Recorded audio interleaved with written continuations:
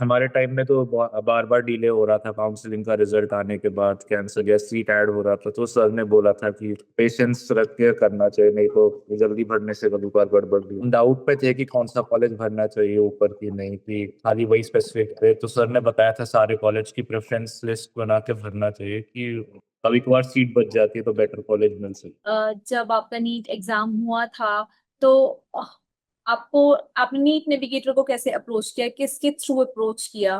Mom my father वो जानते थे नीट नेविगेटर में, किसी ने उनको बताया था तो उस इनके थ्रू।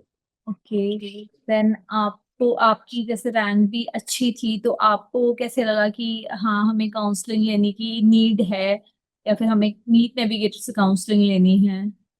और मैम वो दो तीन कॉलेजेस के बीच में थोड़ा डाउट था कौन सा लेना चाहिए इस रैंक पे, कौन सा बेटर है, यूसीएमएस आरएमएल के बीच में कोई किसी भी। सो बेसिकली नीट नेविगेटर ने आपको कैसे सपोर्ट किया आपकी मेडिकल एडमिशन काउंसलिंग की जर्नी में?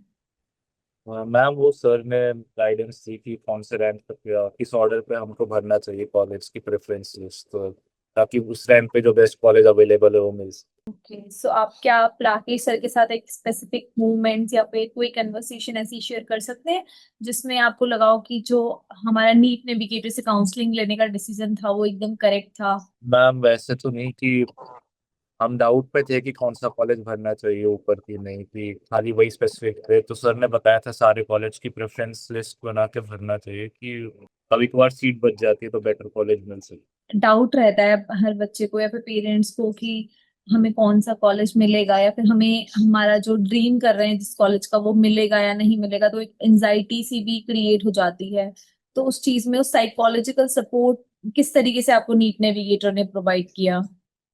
मैम वही कि हमारे टाइम में तो बार बार डिले हो रहा था काउंसलिंग का रिजल्ट आने के बाद, कैंसिल या सीट ऐड हो रहा था, तो सर ने बोला था कि पेशेंस रख के करना चाहिए, नहीं तो जल्दी भरने से कभी बार गड़बड़ भी। ओके, तो देन आपको यूसीएमएस मिला है, आप सेटिस्फाई हैं अपने कॉलेज से? यस। बेसिकली एक और मिसकंसेप्शन रहती है स्टूडेंट्स में और पेरेंट्स में कि हम जो अपनी काउंसलिंग है वो खुद से मैनेज कर लेंगे, या फिर यूट्यूब के थ्रू, या फिर यूट्यूब पे जो काउंसलर्स होते हैं मतलब उनसे बस उनके थ्रू हम मैनेज कर लेंगे काउंसलिंग अपनी खुद से ही। तो आपका उनके ऊपर क्या थॉट है?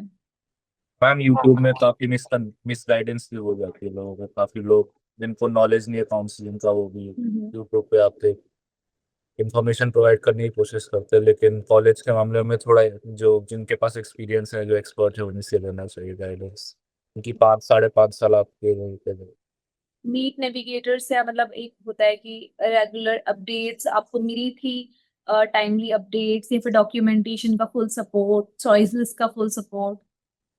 यस मैम वो सर रेगुलरली कांटेक्ट में रहते थे हमेशा, जब भी कोई नया डॉक्यूमेंट या नोटिफिकेशन उधर से आता था एमसीसी वगैरह। So now you secured your MBBS admission seat. So what would you like to say to other future NEET aspirants? हम वही कि एक बार नीट में मेहनत कर लो, उसके बाद 5.5 साल आराम से, नीट आराम से तो नहीं, वहाँ पे ही मेहनत करना पड़ता है, लेकिन जॉब सिक्योर हो जाता है कभी। So would you recommend NEET Navigator to other NEET aspirants? Yes.